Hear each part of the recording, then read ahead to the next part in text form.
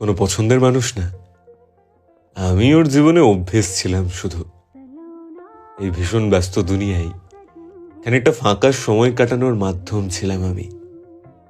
কোনো কোনো দিন অনেক গল্প হতো, ও বলে দিত আমায় সব।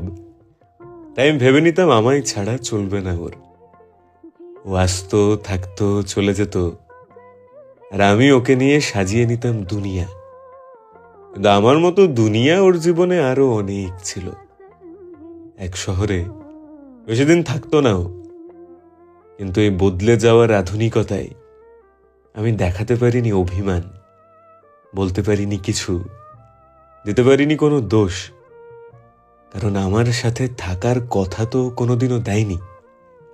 ও শুধু সময় কাটাতে আসতো, আর আমি সেটাকে গুরুত্ব ভেবে নিতাম, সাজিয়ে নিতাম গল্প, ভেবে নিতাম স্বপ্ন। তাই দোষটা ওর না, দোষটা তো আমারই, তাই না?